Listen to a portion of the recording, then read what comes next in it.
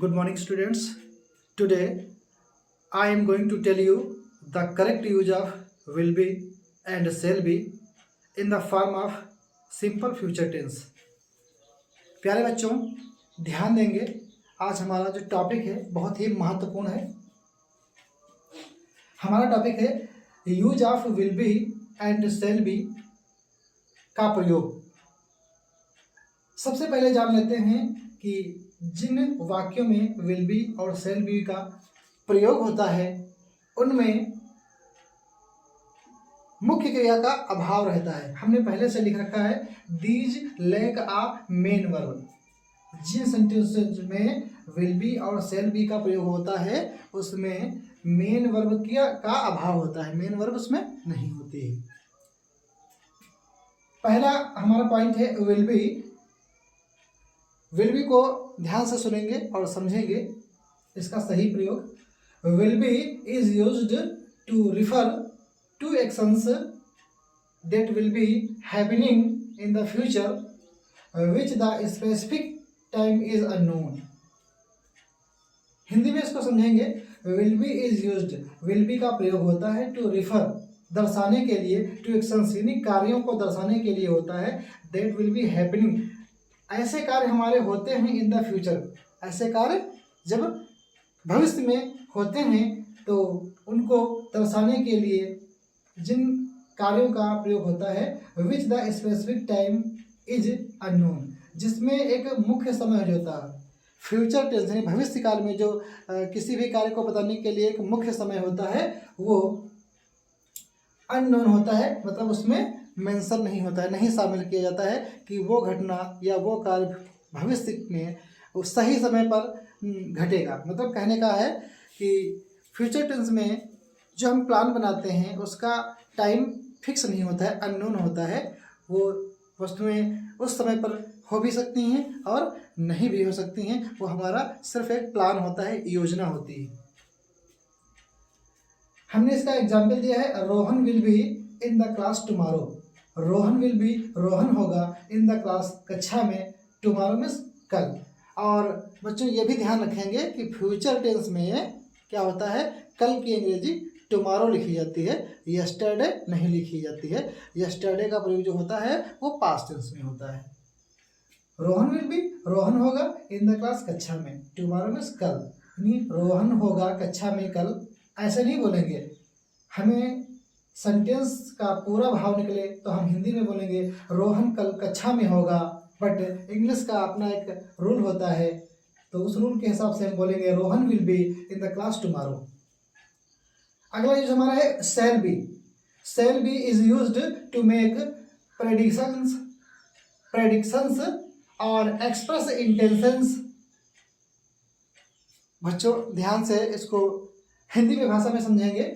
Shell be is used, shall be का प्रयोग होता है टू मेक प्रेडिक्शंस। प्रेडिक्शंस क्या होते हैं, भविष्यवाणी।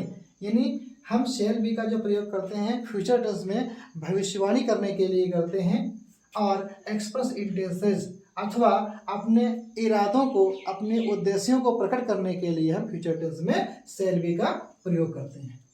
इसका हमने उदाहरण लिया I shall be with father. I shall be, मैं हूँगा, और विद फादर, पिताजी के साथ। मैं हूँगा पिताजी के साथ, मतलब मैं पिताजी के साथ हूँगा। आई शैल बी विद फादर। हमने यहाँ पर नोट बना के रखा है ताकि आपको बेहतर समझ में आए। The words will and shall are auxiliary verbs, helping verbs that are used to form the simple future tense. फिर से इसको देखेंगे, इसकी हिंदी देखेंगे। The words will and shall, जो विल हमारा शब्द है और जो हमारा शैल है, विल और शैल, आर ऑक्सिलरी वर्ब्स। इसको हम क्या बोलते हैं, विल और शैल को हम ऑक्सिलरी वर्ब्स बोलते हैं। और ऑक्सिलरी वर्ब्स का एक और नाम होता है हेल्पिंग वर्ब्स। इनको हम हिंदी में बोलते हैं सहायक क्रिया। दैट आर यूज्ड, ये प्रयोग की जाती हैं to form the simple future tense, यानी सिंपल फ्यूचर टेंस के रूप में हम विल और शैल का प्रयोग कर सकते हैं। नेक्स्ट पॉइंट हमारा है technically the traditional role of future tense says that shall is used in the first person IV and will is used in all other persons as you, he, she, they, etc. फिर से देखेंगे। Technically के मतलब को होता है कि हम टेक्निकल रूप से इसको देखें। द ट्रेडिशन रोल, जो हमारा पारंपरिक नियम है, अंग्रेजी व्याकरण का जो हमारा पारंपरिक नियम है, पुराना नियम है, वो क्या कहता है? The traditional role of future tense, यानी भविष्य काल का जो पारंपरिक या पुराना जो नियम है, सेज कहता है दैट सेल इज यूज्ड, कि सेल का प्रयोग होता है इन द फर्स्ट पर्सन। कहाँ? फर्स्ट पर्सन के रूप में। और आपको पता है कि फर्स्ट पर्सन में आई और वी आते हैं, यानी आई मीन्स मैं, वी मीन्स हम। आई और वी जो पर्सन होता है ये फर्स्ट पर्सन में आते हैं। एंड विल इज यूज्ड, और जो विल का प्रयोग होता है in all other persons, I we को यानी फर्स्ट पर्सन को छोड़ करके जो भी जितने पर्सन होते हैं सबके साथ हम विल का प्रयोग करते हैं। जैसे यू के साथ, ही के साथ, सी के साथ, दे के साथ, एटसेट्रा। बहुत से ऐसे पर्सन हैं, यानी आई और वी के साथ में हम शेल का यूज कर सकते हैं, और बाकी सभी कर्ताओं के साथ, बाकी सभी सब्जेक्ट्स के साथ हम विल का यूज करेंगे। ये हमारा क्या है?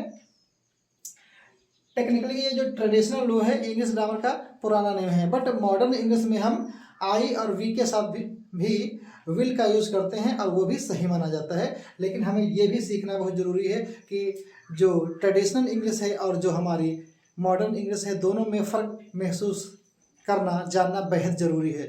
तो जो हमारी टेक्निकली जो ट्रेडिशनल इंग्लिश है उसमें हम आई वी के साथ सेल का यूज़ करते हैं, और मॉडर्न इंग्लिश में आप आई वी के साथ विल का भी यूज कर सकते हैं। लेकिन हमने आज इन दोनों का डिफरेंस बताने का प्रयास किया है।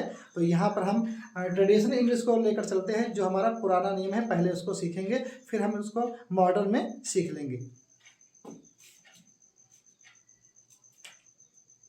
प्यारे बच्चों, आप ध्यान देंगे, यहाँ पर हमने लिख रखा है यूज ऑफ विल बी, इधर लिख रखा है यूज ऑफ शेल बी। तो यहाँ पर यूज ऑफ विल बी का प्रयोग दिखाया जाएगा, यहाँ पर आपको शेल बी का प्रयोग दिखाया जाएगा। तो सबसे पहले हमने सेंटेंस लिख रखा है वे तैयार होंगे। तो कौन तैयार होगा? वे का इंग्लिश क्या होता है? दे। होंगे लगा है।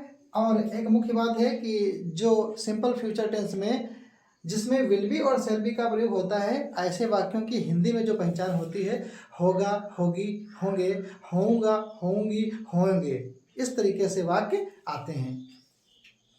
कहने का मतलब होगा, होगी, होगे, दी होंगे, और इसमें जो हमारा ऑब्जेक्ट होता है नहीं होता है, इसमें ऑब्जेक्ट की जगह पर हम कंप्लीमेंट का यूज करते हैं कि कोई चीज़ होने से संबंधित होती है, और इसमें हम वर्ब का जो है वो बेस फॉर्म का यूज करते हैं। हमने पहले से ही सेंटेंस बनाने का जो फार्मूला है वो लिख रखा है, ध्यान देंगे। सबसे पहले सब्जेक्ट लिखेंगे, उसके बाद में विल बी, शेल बी। हमने आपको बताया अगर सब्जेक्ट आपका आई और वी है तो हम शेल बी लिख सकते हैं, अदरवाइज विल बी का प्रयोग करेंगे और फिर कंप्लीमेंट लिख देंगे, यहाँ पर हमारा जो पूरक होगा। तो फिर से देखते हैं सेंटेंस हमारा, वे तैयार होंगे। कौन तैयार होगा? वे। तो वे का इंग्लिश क्या होता है? दे। और दे हमारा जो है थर्ड पर्सन है, इसलिए हम विल बी लगा देंगे। दे विल बी, वे होंगे, और क्या होंगे? तैयार। तो तैयार को इंग्लिश में क्या बोलते हैं? रेडी बोलते हैं। तो दे विल बी रेडी, वे होंगे तैयार। वे होंगे तैयार बच्चों ऐसे नहीं बोलते, हिंदी में हम बोलते हैं वे तैयार होंगे, बट इंग्लिश में हमारा जो अपना रूल होता है इसके अकॉर्डिंग हम चलेंगे। दे विल बी रेडी, वे तैयार होंगे। अब हमने एक सेंटेंस को पहले बताया, I have already told you a sentence can be changed into 6 ways, यानी एक वाक्य को हम 6 तरीके से कह सकते हैं। अपनी बात को कहने के सिर्फ 6 तरीके होते हैं, 7वां कोई तरीका नहीं होता है। तो 6 तरीकों के हमने नाम आपको पहले बता चुके हैं, पिछली क्लासेस में आप पढ़ चुके हैं। सबसे पहला जो सेंटेंस हमारा है अफर्मेटिव सेंटेंस होता है। हम आपको नाम पहले से रिवाइज कर देते हैं और इसको सीरियल से रीड कर लेंगे और बाद में इसको हम समझा देंगे। वे तैयार होंगे, affirmative sentence. They will be ready, negative sentence. They will not be ready, वे तैयार नहीं होंगे। निगेटिव सेंटेंस में क्या होता है, हमें सिर्फ और सिर्फ जो हेल्पिंग वर्ब हमारी होती है या एक्सिलरी वर्ब इसको कह देते हैं, उसी के आगे हमें नॉट लगाना होता है। Interrogative sentence will they be ready, क्या वे तैयार होंगे। जी हाँ बच्चों, अगर हिंदी के वाक्य हैं तो वो क्या से प्रारंभ होते हैं, और जो इंग्लिश का सेंटेंस होता है वो इंट्रोगेटिव सेंटेंस हमेशा हेल्पिंग वर्ब से शुरू होता है। विल दे बी रेडी, क्या वे तैयार होंगे, और लास्ट में क्या लगता है, क्वेश्चन मार्क लगाया जाता है। अगला है interrogative negative sentence, will they not be ready, क्या वे तैयार नहीं होंगे। तो इंट्रोगेटिव नेगेटिव में क्या करना है, हमारा हेल्पिंग में तो पहले आएगा, सब्जेक्ट आएगा, बस देखो यहाँ पर सब्जेक्ट लिखा है, सब्जेक्ट के आगे हमको क्या बढ़ाना है, नॉट बढ़ा देना है। अगर हम हेल्पिंग वर्ब पहले लिखेंगे फिर सब्जेक्ट लिखेंगे और उसके आगे नॉट बढ़ा देंगे तो उसका नाम हो जाएगा interrogative negative sentence. Will they not be ready, क्या वे तैयार नहीं होंगे। अगला है डबल इंट्रोगेटिव सेंटेंस, दोहरा प्रश्नवाचक वाक्य, ऐसे वाक्य हिंदी के जिनके बीच में कब क्यों कहाँ से आता है और सबसे पहले क्या करते हैं उन्हीं की अंग्रेजी में लिखते हैं।